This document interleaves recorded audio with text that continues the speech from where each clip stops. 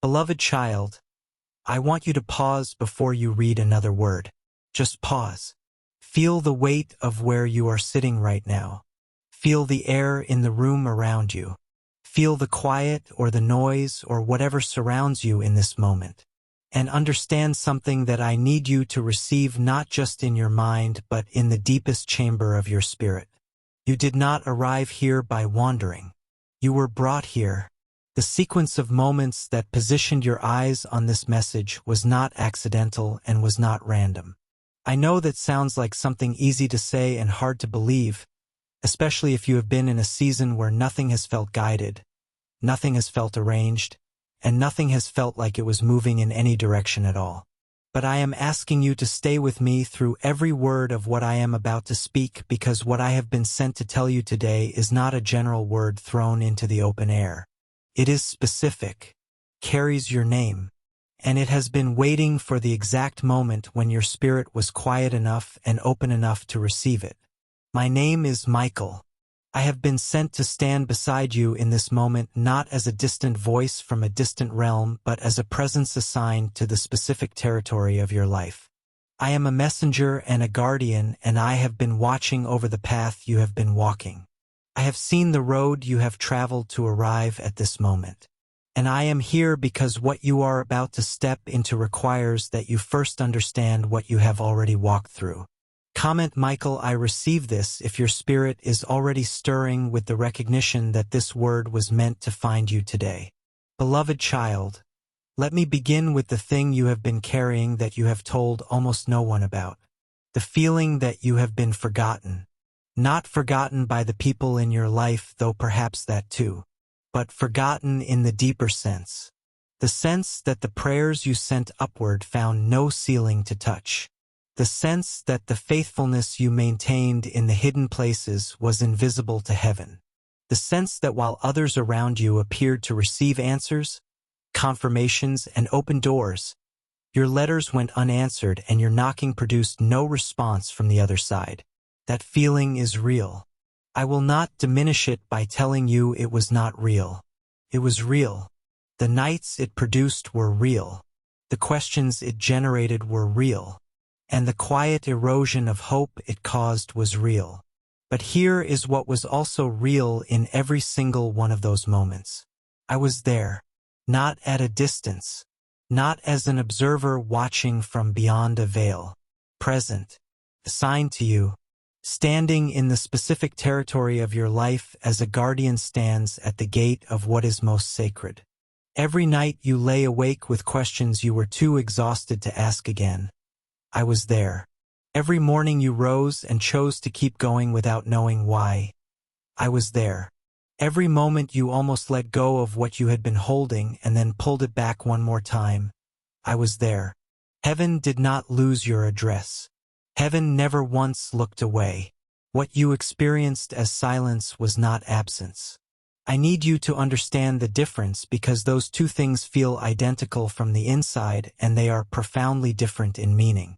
Silence is what happens when something is being prepared that cannot yet be spoken. Absence is what happens when something has been abandoned. You were never abandoned. The silence around your prayers was the sound of construction happening in the unseen. Things were being arranged. Conversations were being aligned. Timing was being governed with a precision that human impatience finds almost impossible to trust. And I know impatience is not a character flaw. Impatience is what happens when a person who was designed for movement is asked to remain still longer than they feel they can sustain. I understand that. And I want you to know that heaven understands it too. Type silence is not absence if that distinction just landed somewhere real in your spirit. Now I want to speak about the storms. Not in the way that minimizes them. Not with the kind of spiritual language that skips past the actual weight of what a storm costs a person and rushes to the lesson on the other side. I want to speak about the storms honestly. Some of what you walked through was brutal. There is no softer word that does it justice. There were seasons where the ground beneath you shifted and nothing you reached for held steady. There were losses that did not come with explanations that made sense. There were relationships that ended not with dramatic conclusions but with a slow fading that left you holding a thread that had already unraveled from the other end before you realized the distance had grown. There were days when the effort you were expending in every direction seemed to produce nothing visible, and you sat with the specific exhaustion of someone who has been giving without receiving for so long that the mathematics of their own life no longer seems to balance. I was assigned to stand with you through every one of those seasons. And I want to tell you what I observed from my position beside you, because what I observed is different from what you experienced, and the difference matters enormously. What you experienced as punishment was preparation. What you experienced as loss was, in many cases, liberation. What you experienced as doors closing on possibility was, in many cases, doors closing on limitation. I know those reframings can sound hollow when spoken too quickly or too smoothly, so I want to slow down and give them their actual weight. The people who stepped back from your life during the difficult season. Not all of them, but some of them. Their stepping back created a silence in which you were finally able to hear your own voice clearly for the first time in years. When the noise of managing other people's responses to your life fell away, something in you that had been speaking quietly beneath the surface suddenly became audible. You began to understand things about your own strength, your own boundaries, your own values, that the constant presence of others had been drowning out. The relationships that ended did not only take from you. Some of them, even the ones that ended painfully, returned something to you that had been slowly leaving without your awareness. A portion of yourself that you had been unconsciously reshaping to fit into spaces that were never built for who you actually are. The doors that closed. The opportunities that seemed perfectly aligned and then disappeared without satisfying explanation. I want to speak directly about those because I know they left marks. Some of those doors, had they opened, would have led you into rooms that could not contain what you are carrying. They were the right size for the version of you that existed before the difficult season began. They were not the right size for what the difficult season was building. A seed that breaks open underground looks like destruction from the perspective of the seed. From the perspective of everything that grows from it, the breaking was not the end of the story. It was the mechanism by which the story became possible. The doors that closed were not heaven withdrawing from you. They were heaven protecting the trajectory that was being prepared for you by ensuring you did not settle into something smaller than what you were being shaped to carry. Like this, if you are beginning to see the closed doors of your past differently as you receive this word right now. Beloved child, I want to tell you something about the specific kind of strength that forms in a person who walks through what you have walked through and does not let it harden them. Because you could have hardened. The pathway to bitterness was available to you at several points along the road you traveled. The conditions were present. The justification existed. There were moments when the reasonable response to what you were experiencing would have been to close off, to withdraw permanently, to decide that trust was a liability and hope was an indulgence you could no longer afford. And you did not go there. You came close. I will not pretend otherwise. There were moments when the temperature of your spirit dropped in ways that concerned me, and I drew closer in those moments. But you did not let it settle. You kept returning. You kept reaching toward something you could not yet see or feel or touch with any sense of certainty. That returning, that persistent, unglamorous, unannounced returning in the absence of visible evidence, is one of the rarest qualities that exists in the human spirit. And it is the very quality that makes what is coming toward you sustainable when it arrives. Because what arrives to a hardened heart is collected and hoarded and defended out of scarcity. What arrives to an open heart is received and shared and multiplied. Heaven is intentional about this. What is being prepared for you was designed for who you became in the fire, not who you were before it. The version of you that exists right now, forged by seasons that would have redirected a less resilient spirit, is the version that can carry what is coming without being either crushed by its weight or corrupted by its abundance. Comment 444 if you recognize that what the difficult season produced in you is something that could not have been produced any other way. Now I want to speak about what is approaching because I have been beside you long enough to know that you need more than an explanation of the past. You need a word about the future. And what I am about to tell you is not a general blessing dropped over the crowd in hopes that something lands. This is specific to the territory I have been assigned to guard. There is movement happening around your name in the unseen right now. Not distant movement, close movement, the kind that precedes visible change in the way that the pressure shift in the atmosphere precedes rain. You cannot see rain forming, but those who understand how weather works recognize that what precedes the rain is not nothing. It is preparation. It is the gathering of everything necessary for the release. What you have been sensing as a kind of atmospheric shift around your life, a feeling that something is different without being able to name what it is or point to it concretely, that is not imagination. That is your spirit registering what is being arranged just outside your current field of vision. Doors that have resisted every reasonable approach are about to respond to something other than your effort. Not because your effort was insufficient, but because the timing that governs those particular doors is not determined by effort alone. It is determined by alignment. And alignment is something that has been building in you through every season you endured. The patience you developed when patience was the only option is now the very thing that governs your readiness for what is approaching. The endurance that was forged in the seasons that gave you no other choice is now the structural capacity that allows what is coming to rest on you rather than pass over you. People are going to appear in your life who carry something you recognize immediately without being able to fully explain the recognition. That recognition is not coincidence. It is assignment. Some of them are being sent to open doors through conversation that no amount of strategic effort on your part could have opened. Some of them are being sent to carry something beside you that is too heavy for one person to carry alone. Some of them are being sent simply to see you clearly, to recognize what you carry, and to say it back to you in a way that finally makes the invisible visible. Do not be in such a hurry past these encounters that you miss what they contain. The people heaven sends rarely announce themselves with ceremony. They arrive looking like ordinary moments and only reveal their significance in what unfolds afterward. There are also financial dimensions to what is forming.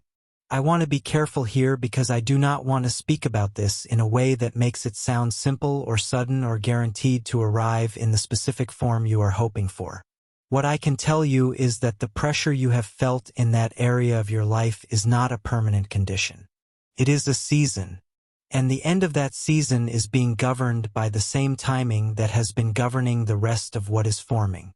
What is approaching in that dimension is not a windfall dropped from outside the logic of your life. It is the fruit of seeds you planted during seasons when planting felt pointless. It is the harvest of faithfulness maintained when faithfulness was producing nothing visible. The fields of your life that looked bare are not bare. They have been quietly doing beneath the surface what fields do in the seasons that do not look like growing seasons but are. Stay open to provision arriving through channels you were not tracking. Stay open to ideas that present themselves during your stillest moments as solutions to problems you had stopped actively trying to solve. Stay open to recognition coming from directions you did not approach, from people who encountered something you created or contributed without your awareness and felt a pull toward it that they will describe as impossible to fully explain. These are not lucky accidents. They are the evidence of alignment beginning to express itself in the visible realm. Now, beloved child, I want to give you something practical to carry into the days ahead, because I know that spiritual encouragement, no matter how genuinely it lands, needs a corresponding posture in the natural to become fully activated. Here is the posture I am asking you to hold in this next season. Guard your inner world with the seriousness of someone who understands that what forms inside always precedes what manifests outside. Every morning, before the demands of the day have fully activated your mind, give yourself a period of intentional silence. Not passive silence. Active listening silence. The kind where you bring your awareness to the state of your spirit and honestly assess what you find there. If you find anxiety, do not rush past it. Name it. Bring it into the light of conscious awareness and ask what it is protecting you from or pointing toward. If you find hope, however small and fragile, do not dismiss it as naive. Tend to it deliberately. Speak over it. Water it with gratitude for what has already been provided in the seasons that felt most barren. Second, guard carefully what you speak into the open air about what is forming in your life. There is a reason that seeds develop underground before they break the surface. Premature exposure of what is forming to environments that cannot sustain it does not kill the seed, but it does slow the development. This is not about secrecy as a strategy. It is about the wisdom of protecting what is sacred until it is established enough to withstand scrutiny. Share what is forming with the people who have proven they can hold it without dropping it. Those people are rare. You likely already know who they are. Invest in those relationships with the same intentionality that you invest in the dreams those relationships are covering. Third, when old patterns of thought try to return, the thoughts that say you are behind, that the window has closed, that what was promised has expired, do not argue with those thoughts directly. That kind of direct argument gives them more energy than they deserve. Simply redirect. Redirect your attention immediately to the most concrete evidence available to you of provision already received, of prayers already answered, of seasons already turned. Evidence of past faithfulness is the most reliable antidote to present anxiety about the future. Build the habit of returning to it quickly and deliberately every time the old narrative tries to reassert itself. Comment new posture if you are committing to carry these three things into the days ahead. Beloved child, let me close this word by speaking directly over your spirit in the way I was sent to do. You have carried silent battles that nobody around you fully understood.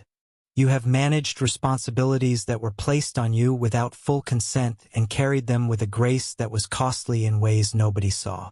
You have shown up consistently in places and for people even in the seasons when showing up cost you more than you had available, and you did it without making others carry the weight of what it was costing you. You have kept hope alive in circumstances that gave hope very little to work with. And you have done all of this without the recognition that would have made it easier or the confirmation that would have made it feel worth it. Heaven saw every moment of it, not as a passive observer collecting data, as a witness who was moved by what they were witnessing. Every tear that fell in private was seen. Every prayer that broke off halfway through because your voice gave out before your faith did was heard and completed on your behalf. Every morning you rose without knowing how you were going to sustain what the day required and did it anyway was recorded. None of it was invisible. None of it was wasted. Every single moment of hidden faithfulness was being converted into something that will express itself visibly in the season that is now approaching. Your name has been spoken in higher places, not as a subject of concern but as a name attached to promise. The promise has not expired. The timing has not passed. You are not behind the schedule that matters. You are precisely on the schedule that was designed for the specific version of you that exists right now, the version that the difficult season produced, the version that what is coming requires. I am standing beside you as I have always stood beside you. The assignment does not end when the message ends. My presence in your life is not contingent on your awareness of it. But I want you to carry the awareness of it forward from this moment. You are not navigating what is ahead alone. You have never navigated anything alone. And the season that is now beginning will make that truth more visible than any season that has come before it. Go forward now, beloved child. Not with the careful, guarded movement of someone who has been hurt and is not sure whether the ground ahead will hold. Go with the steadiness of someone who has been through the fire and discovered that what they are made of does not burn. Go with the quiet confidence of someone whose name has been spoken in the realm where names carry weight. Go with open hands because what is coming requires open hands to receive it. And go knowing that the one who has been beside you through every step of what you endured is beside you still, and will be beside you in every step of what comes next. This is not the end of the word. It is the beginning of what the word produces in your life. Receive it fully. Walk in it deliberately. And when the evidence begins to appear in the visible realm, remember that it was forming long before you could see it. Heaven has been working on your behalf in every season, including the ones that felt most empty, especially those. You are not forgotten. You are not behind. You are not too late. You are the beloved child of a heaven that does not misplace what it loves. And what it loves, it finishes. Your story is not finished. The chapter that is opening now is the one that the previous chapters were always building toward. Walk into it. It was written for you.